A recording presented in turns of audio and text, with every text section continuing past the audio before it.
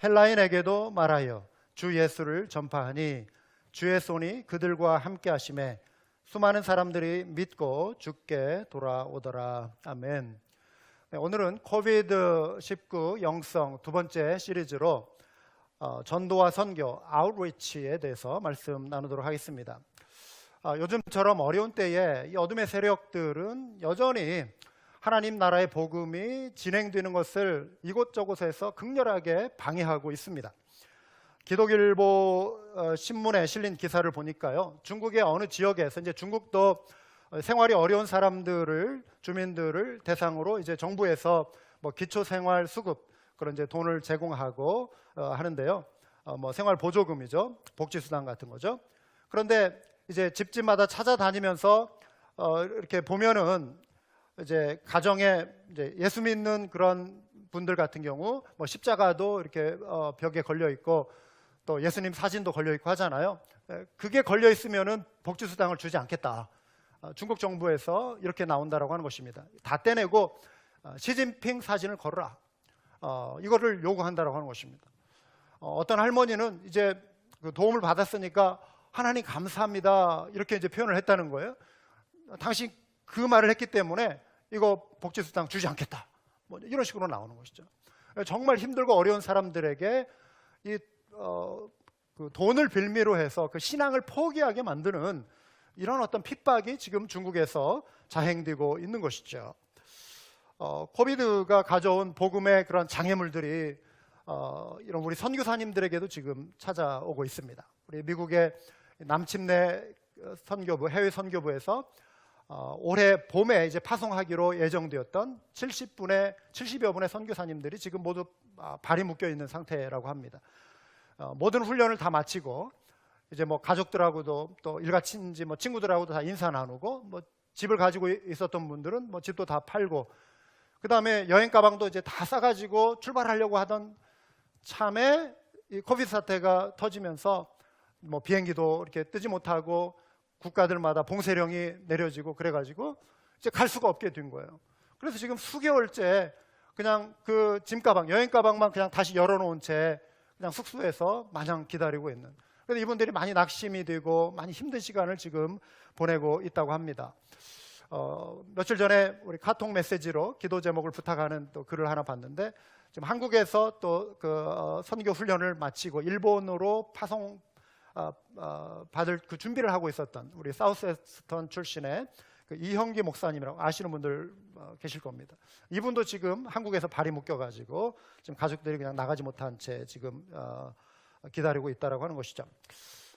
우리 삶에 지금 급격히 비대면 문화로 변화되고 있습니다. 지금 우리 이제 예배 나오신 분들은 그나마 이렇게 얼굴을 대면하면서 함께 예배 드리고 있지만 우리 많은 분들이 지금 가정에서 온라인으로 예배 드릴 수밖에 없는 이런 상황에 놓여 있고요.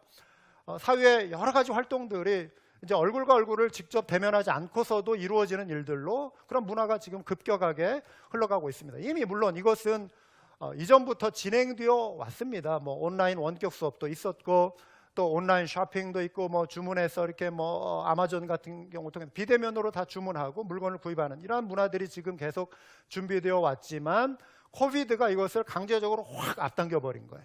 서서히 진행되고 있는 것을 굉장히 빠른 속도로 앞당겨 오면서 여러 가지 많은 그런 변화들이 찾아온 것이죠. 근데 그래도 예배는 우리가 이제 대면에서 드릴 수 있는 환경이었는데 지금 이렇게 형편이 지금 변한 것이죠. 그래서 여러 가지 우리 신앙 활동에 있어서도 참 장애가 따르고 또 직접 방문하고 신방하고 전도하고 했던 이런 활동들이 제약이 있습니다. 그러나 이럼에도 불구하고 이 상황을 우리는 복음 증거를 계속 진행하고 또 다른 방법으로 좀 더 효과적으로 진행할 수 있는 이런 어떤 그 기회로 우리가 삼을 수 있어야 한다고 하는 것이죠. 여러분, 흩어진 자들, 핍박으로 인해서 흩어진 자들의 이야기가 성경에 나오지 않습니까? 이것이 오늘날 이 시대에 우리 코비드 상황 속에서 흩어져 있는 우리들이 그 성경에 나와 있는 예를 통해서 영적인 원리를 찾아볼 수 있는 하나의 좋은 교훈을 주고 있습니다. 복음 전파의 측면에서 흩어진 자들은 굉장히 중요한 의미를 갖습니다. 선교학에서 자주 언급하는 디아스포라 미션이라고 합니다. 흩어진 자들, 디아스포라, 흩어지다. 곡식 나달이 흩어지면서 그곳에 뿌리를 내리고 이제 열매를 이렇게 맺지 않습니까? 디아스포라, 흩어진 씨앗들, 알곡들, 이런 의미죠. 믿음의 사람들이 흩어진 이야기가 성경에 나오지 않습니까? 사도행전에 나옵니다. 흩어져서 이들이 복음을 전하고 하나님의 영광을 선포한 일들이 있었죠. 오늘 읽은 이 본문이 바로 그 대표적인 한 가지 예가 됩니다. 사도행전 11장 19절과 20절 이 내용을 다시 보면은요, 그때 스데반의 일로 일어난 환란으로 말미암아 흩어진 자들이 베니게와 구브로와 안디옥까지 이르러 유대인에게만 말씀을 전하는데, 그 중에 구브로와 구레네 몇 사람이 안디옥에 이르러, 자, 이들의 이제 영역이 지역적 확장이 지금 이루어지고 있는데, 사도행전 1장 8절에 복음이 예루살렘과 온 유대와 사마리아와 땅끝까지 이르러 이렇게 확장되어 가는 그 그림을, 비전을 제자들에게, 사도들에게 예수님이 주시지 않았습니까? 그런데 이제 예루살렘에서 이들이 계속 모여 있다가 지금 스데반의 일로 인해서 큰 핍박이 일어나고 이들이 흩어지게 됐어요. 그러면서 이들이 안디옥에까지 이르렀다. 근데 지금 사도행전 11장 19절까지는 유대인이 유대인에게만 복음을 전하는 일이 일어났는데, 20절부터 시작해서는 이제 유대인들이 이방인들, 그리고 헬라 문명, 그러니까 전도에서 선교로 넘어가는 단계가 지금 이 분수령이 오늘 읽은 이 본문에 소개되고 있는 것입니다. 선교라고 하는 것은 같은 복음을 다른 문화권에서 전하는 게 선교입니다. 전도와 선교의 차이는 그것입니다. 다른 인종, 다른 민족, 다른 문화, 다른 언어권에서 같은 복음을 전하는 것입니다. 그들의 문화에 옷을 입고 전하는, 이것을 선교라고 하는 것입니다. 그런데 지금 사도행전 11장 20절이 전도에서 선교로 넘어가는 그 단계인 것이죠. 이들이 안디옥에 이르러 헬라인에게도 말하여 주 예수를 전파했다, 이렇게 지금 소개되고 있습니다. 스데반은 여러분 잘 아시는 대로 예루살렘 교회에 정말 듬직한 기둥과 같은 사람이었죠. 7 집사 중에 한 사람이었고, 믿음과 성령이 충만한 사람이었고, 하나님의 은혜가 그와 함께 있고, 정말 기도하고 말씀을 전할 때 그를 통해 막 기적이 일어나고, 뭐 병자가 막 나음받고, 어떤 기사와 표적이 그를 통해 나타났습니다. 권능이 그를 통해, 하나님의 권능이 드러났죠. 담대히 그가 주 예수 그리스도의 복음을 전했습니다. 그런데 스데반에 대한 극렬한 유대인의 핍박과 저항이 막 드러나기 시작했죠. 거센 저항을 받으며 결국 이제 사도행전 7장에 보시면은 스데반이 구약의 아브라함으로부터 시작해서 쭉 이렇게 이제 예수 그리스도의 복음의 단계까지 설명하는 와중에 유대인들이 그것을 참지 못하고 스데반을 돌로 쳐서 죽이는 일이 일어나게 되죠. 스데반의 죽음과 함께 예루살렘 교회에 큰 핍박이 일어나게 되었습니다. 이것은 엄청난 시련이었습니다. 스데반의 죽음 자체도 슬픔이었고, 이어지는 그러한 어떤 핍박이 교회에 큰 어려움을 주기 시작했습니다. 그래서 사도행전 8장 1절에 보시면, 그날에 예루살렘에 있는 교회에 큰 박해가 있어 사도 외에는 다 유대와 사마리아 모든 땅으로 흩어지니라 그랬습니다. 그래서 이 흩어진 사람이 오늘 본문의 내용에 이제 이곳저곳을 다니다가 안디옥이라고 하는 300마일 떨어진 북쪽으로 그 지역까지 이들이 이동해서 오게 된 것입니다.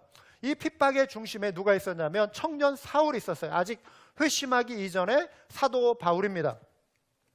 그는 교회를 완전히 짓밟아 없애려고 하는 그런 목적을 가진 사람이었어요. 완전히 이 땅에 예수의 옛자도 사람들의 입에서 나오지 못하게 교회를 완전히 파괴하기 위해서 정말 열심히 믿는 자들, 예수님을 따르는 예수님의 제자들을 색출하기 위해서 다녔습니다. 그래서 사람들을 감옥에 가두기도 하고, 뭐 죽음에 막 몰아세우기도 하고, 스데반이 핍박당하는데 거기에서 뭐 박수 쳐주고 옷을 맡아주고 뭐 잘한다 막 격려해주기도 하고, 이게 사울의 역할이었거든요.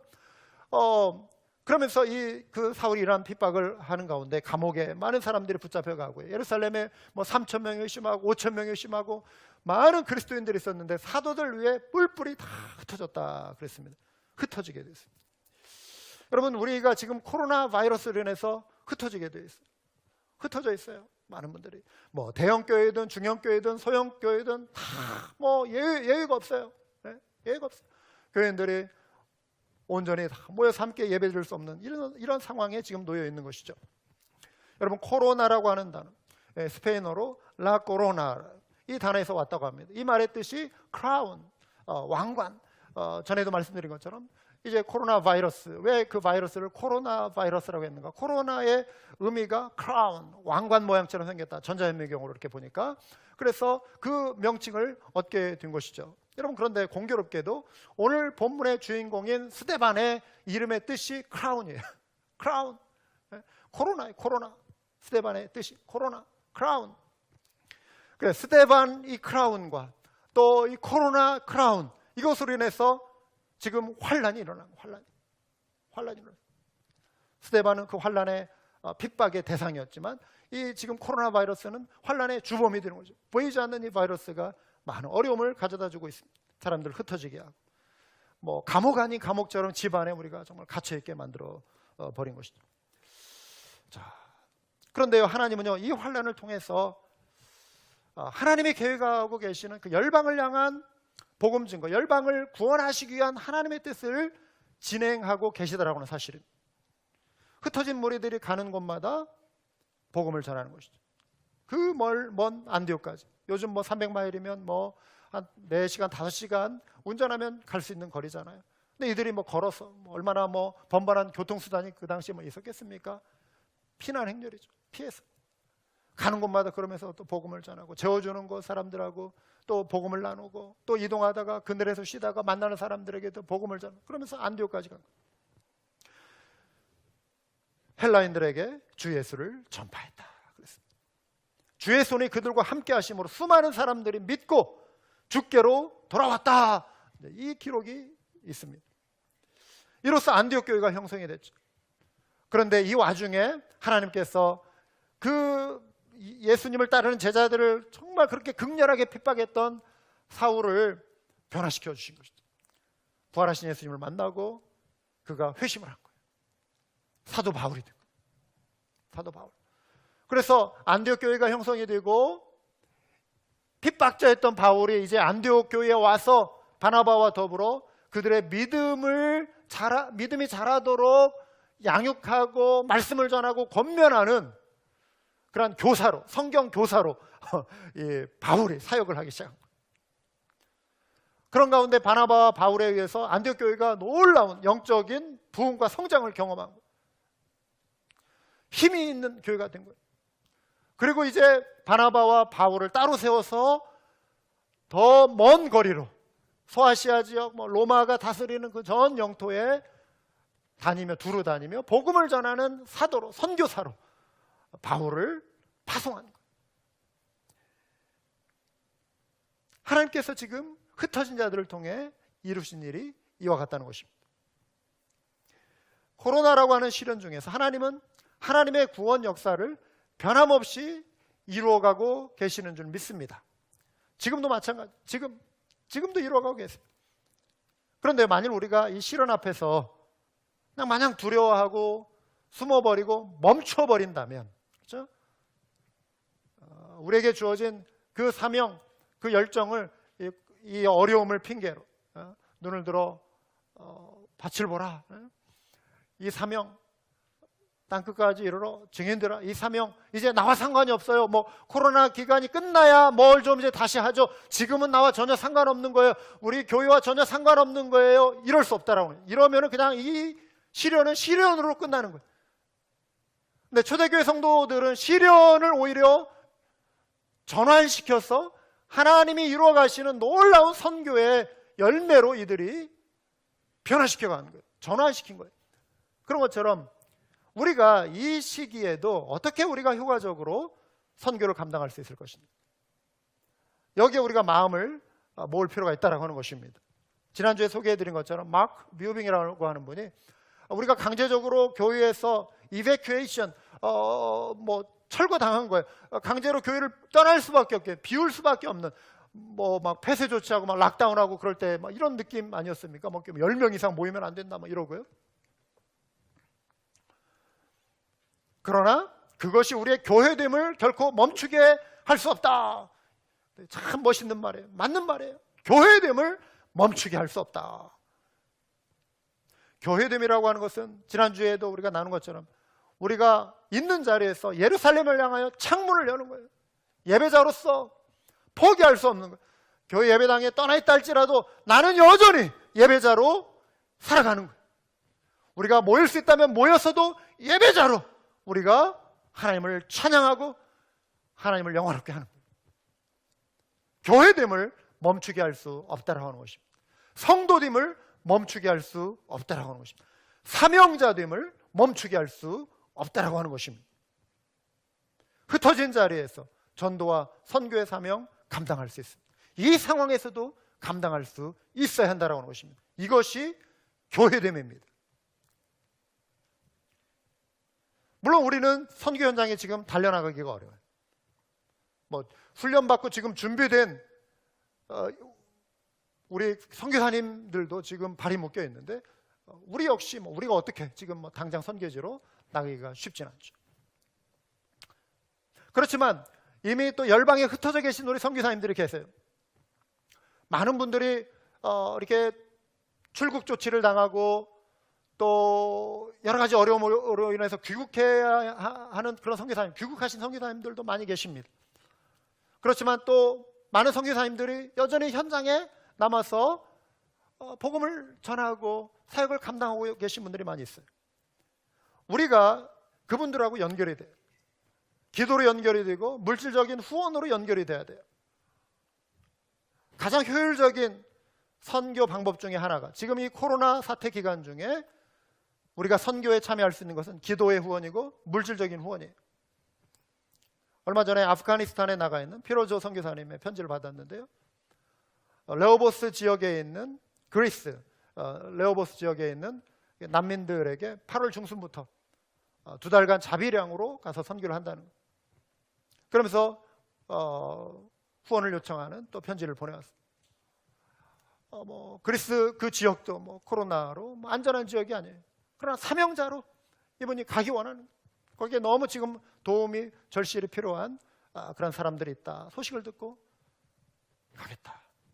그러면서 기도 부탁을 하는, 중앙아시아 유족을 대상으로 사역하는 위구르족입니다. 선교사님의 편지를 받았는데요. 그 지역의 가난한 사람들은 다 무슬림들이죠. 이 사람들을 대상으로 해가지고 기초 생활식품들, 밀가루, 쌀, 식용유, 설탕, 이런 것들 있잖아요.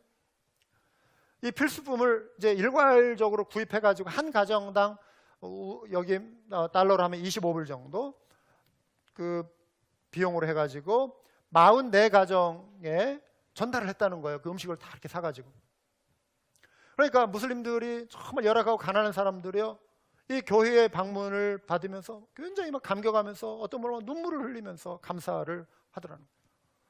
평상시 이들이 가지고 있는 어떤 기독교에 대한 선입견, 그들이 받은 교육, 이것 때문에 기독교인들에 대해서 터부시하고 경계하고 좋지 않은 인상을 갖고 사는 거예요. 그런데 이번 일로 인해서 이 어려움 중에 그리스도인들이 다가와서 사랑의 손길을 내밀자 마음을 열고 부정적인 시각들이 이렇게 긍정적으로 이렇게 바뀌는, 그것을 이 선교사님이 직접 이렇게 확인할 수 있었다. 이러한 내용의 편지를 보내왔어요. 그러니까 지금 어려운 시기에 이러한 어떤 그 나눔들이 복음의 문을 평상시에 잘 살고 잘 산다기보다도 큰 어려움을 느끼지 않고 이렇게 지날 때는 누가 다가와서 이렇게 도움의 손길을 주는 게 별로 그렇게 고맙지 않아요. 근데 어려운 때 직업을 잃고 경제적인 수단이 차단이 되고 여러 가지 열악하고 당장 굶어 죽을 수 있는 그런 상황 속에서 누군가 한 끼의 식량을 지원해주고 한 달에 살아갈 수 있는 어떤 것을 도움을 준다면 그들의 마음이 열리고 정말 그 사랑이 더 크게 증폭되어 다가올 수밖에 없는 것이죠. 태국의 정태영 선교사님은요, 브라이 성경으로 로마서를 이제 번역을 마치고 태국어와 대조해서 볼 수 있도록 단행본을 발간했대요. 이번 코로나 사태 기간 중에 이번 주에 성도님들에게 나눠주고 읽고 암송하게 하면서 이제 말씀을 가르치는, 얼마나 놀라운 일입니까? 자기들의 글로 번역된 성경 말씀을, 그동안 듣기만 했던 성경 말씀을 자기들의 눈으로 읽을 수 있는 성경을 이들이 받아보게 된 거죠.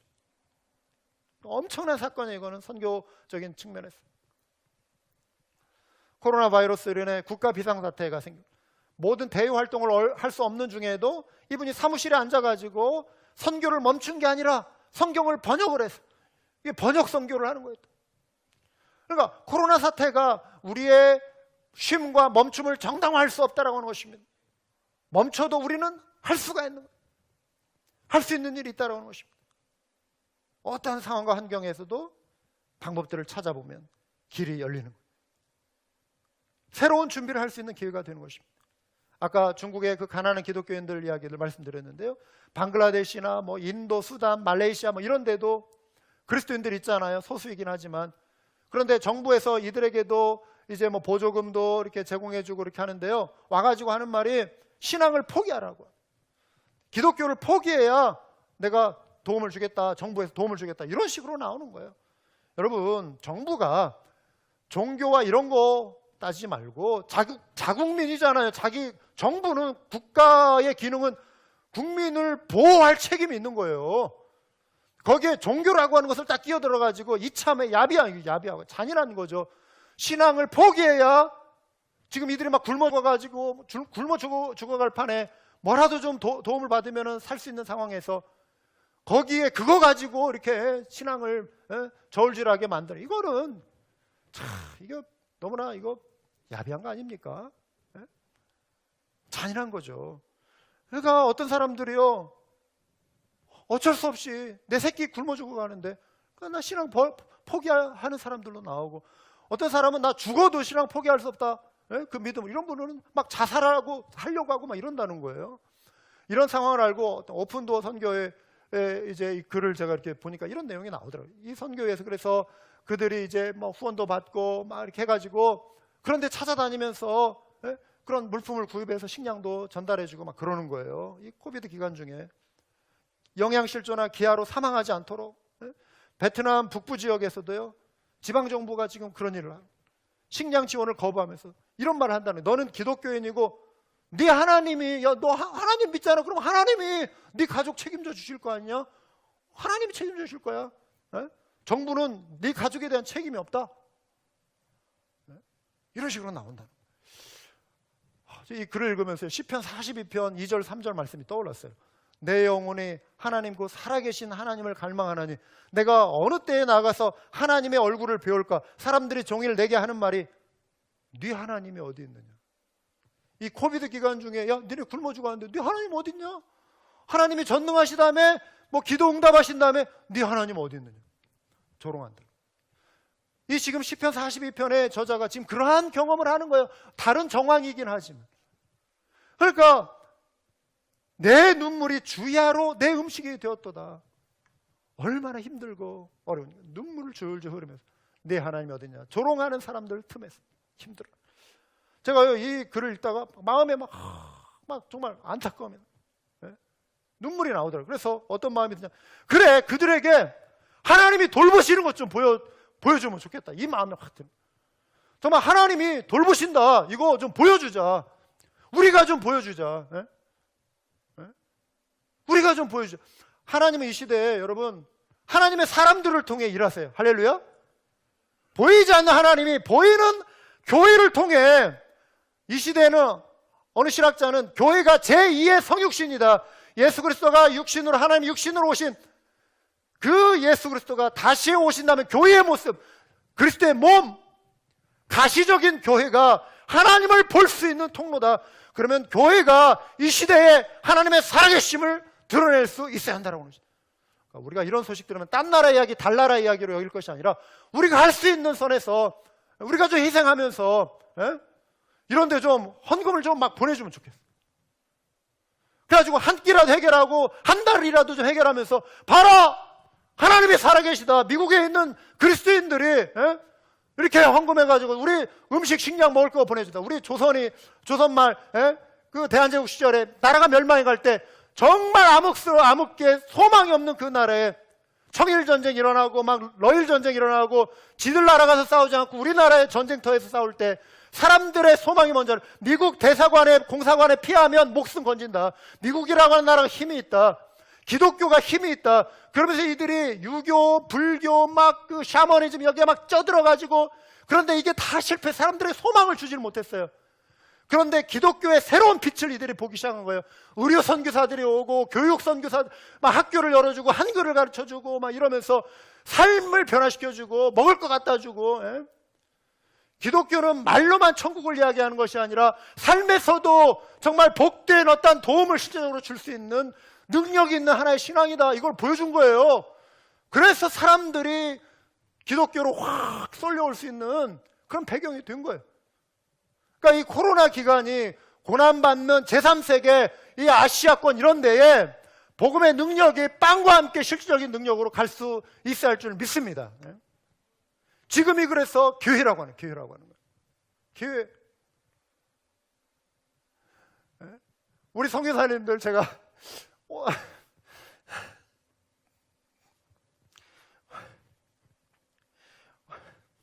오늘 어느 분이 글을 보내줬는데요. 이분들이 다 이제 퇴출 명령 받고 한국에 왔는데 갈 데가 없는 거예요. 나이 50, 60, 70 돼 가지고 식구들, 친척들에 있을 데도 없는 거예요. 눈치 보면서 식구들 다 뿔뿔이 흩어지고, 뭐 노후 대책 제대로 세웠습니까? 정부, 뭐 교회들도 다 어려우니까 후원도 다 이제는 끊기고, 교회들이 뭐 그러고 싶어서 그렇겠습니까? 교회들도 어려우니까 선교사님들도 다 어려워지고. 지금 태국에서 어떤 선교사님, 저희가 잘 아는 선교사님이에요. 페이스북에 사역을 계속 올리던 분인데 한동안 소식이 없어서 궁금했어요. 그런데 오늘 나왔는데 시골 전라도, 이분이 고향이 전라도 쪽인데 완전히 폐가 완전히 막 숲에 팍 돼가지고 함석판 다 무너지는, 거기에 그걸 이분이 선교관이라고 명칭을 했더라고요. 거기에서 머무르려고 이분이 오셔가지고 페인트 칠하고 나오는 대로 이렇게 하는데 완전히 사람이 살 수 없는 그곳에 지금 선교사님들이 30년 40년 헌신하고 돌아와서 한국에 와가지고, 물론 모든 분들이 그런 건 아니지만 많은 상당수의 선교사님들은 지금 심각한 어려움에 처했다는, 줄줄이 그걸 했는데 너무 안타까운 거예요. 하나님 나라를 위해서 이렇게 애쓰고 헌신하고 수고했던 분들이 이런 대접을 받고 이런 어려움에 처하고 있어요. 그리고 이렇게 오신 분들도 있지만 또 현장에서 이 코로나 바이러스의 위험에도 불구하고 현지에서 지금 복음의 교회를 놓치지 않으려고 애쓰고 있는 분들, 후방에 있는 우리들이 연결이 돼야 돼요. 연결이 돼야 돼요. 타이밍입니다. 선교는 타이밍이에요. 하나님이 문을 여실 때 우리가 감당해야 돼요. 여러분, 마음에 감동이 있으신 분은 특별 선교헌금에 좀 동참해 주시고, 우리 좀 긁어 모아서 오픈도어 선교회가 됐든 어디가 됐든 좀 이렇게 이번에 보내서 하나님이 살아계신 거 봐라. 하나님이 살아계시다. 이거 좀 보여주고 싶어요. 우리의 미약한 힘이지만 우리 이 방송을 보고 있는 우리 한마음교회 식구가 아닌 분들도 여기에 좀 동참해 주시기 바랍니다. 우리 교회들이 좀 일어나면 좋겠어요. 미국에 있는 교회들이.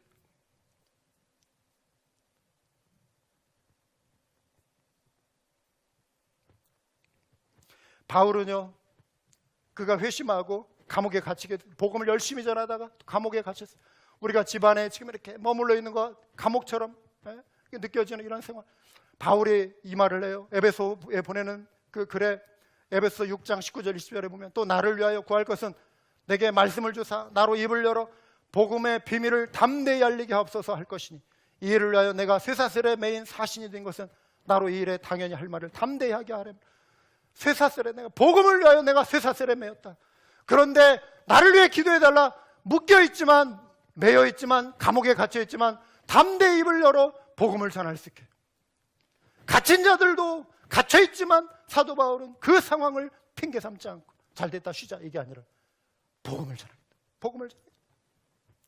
사랑하는 여러분, 우리가 선교와 전도를 할 때 우리가 이제 선교헌금도 하지만 중요한 거 기도입니다. 기도. 바울이 지금 기도를 부탁하잖아요. 우리 기도합시다. 선교를 위해 간절한 중보기도 함께. 그래야 사단의 견고한 진이 무너지는 거예요.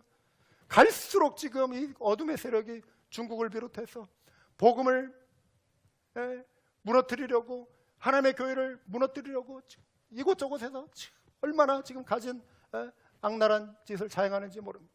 이 어려운 때, 핍박의 때 우리가 중보 기도해야 돼. 중보 기도. 우리 이제 가을학기 이재의 사역도 이제 줌으로 온라인 교육 시스템을 이렇게 갖춰서 해보려고 합니다. 위에서 좀 기도해 주시기 바래요. 우리 주변에 있는 한인들, 지금 우리가 물질적인 어떤, 그래도 뭐 미국에서 이렇게 열심히 일하면서도 이렇게 정말 하루하루 힘들게 살아가고 계시는 분들 많이 계시고, 그러나 어느 정도 뭐 미국 안에서 빵이 없어서 굶어 죽어 가시는 그런 정도는 없죠. 어느 정도 국가에서 또 책임져주고, 미국이 많이 물질적으로 풍요롭지만 정신적으로 공허한 사람들이 굉장히 많아요. 영적으로 공허한 사람들이 또 굉장히 많아요. 우리가 이 시대에 혹시 우리 주변의 이웃들 가운데 마음이 힘들고 외롭고 공허한 이들이 없는지 살펴서 특별히 이때에 찾아가고 위로하고 관심을 가질 수 있을 줄 믿습니다. 여러분, 우리가 만날 수 없지만 그래도 대면해서 최대한 노력하면은 뭐 비즈니스 현장도 뭐 잠깐이라도 가서 얼굴 대면하고 볼 수 있고요. 또 우리가 뭐 여기에서도 이렇게 뭐 멀리 떨어져 있지만 저 멀리 우리 이기성 목사님도 우리가 뭐 이전처럼 우리 뭐 만나면 반갑습니다 악수도 하고 그렇죠. 우리 이기성 목사님 저를 한번 이렇게 보시기 바랍니다. 우리가 이렇게 반갑습니다 이렇게 멀리 떨어져 저를 향해서 이렇게 허그 이렇게 표시 한번 해주시기 바랍니다. 이렇게 표시할 수 있고 우리가 비대면이라고 해서 뭐 완전히 그냥 얼굴 안 보고 차단한 이런 거 아니고 뭐 페이스트 범프라고 하잖아요. 주먹과 주먹으로 이렇게 대면할 수 있고 비즈니스 잠깐 찾아갈 수 있고 뭐 우리가 전화기 들어서 전화할 수 있고 비대면이라고 해서 우리가 다 끊고 사는 것도 아닙니다. 접촉할 수 있는 다른 방법들을 찾아가는 것입니다. 사랑하는 여러분, 성경은 흩어진 자들의 복음 증거가 가능한 것을 보여줘요. 그래서 코로나 시대에도 전도와 선교가 가능하다 이 말씀 드렸습니다. 위기를 기회로 바꿀 수 있습니다. 복음의 최전방에 있는 선교사님들을 위해 우리가 물질로 기도로 후원하고 가까이에 있는 이웃들에게 관심과 사랑으로 다가섬으로 주님의 지상 사명에 순종하는 우리 모두가 다 될 수 있길 주님의 이름으로 축원합니다. 그럼 기도하시겠습니다.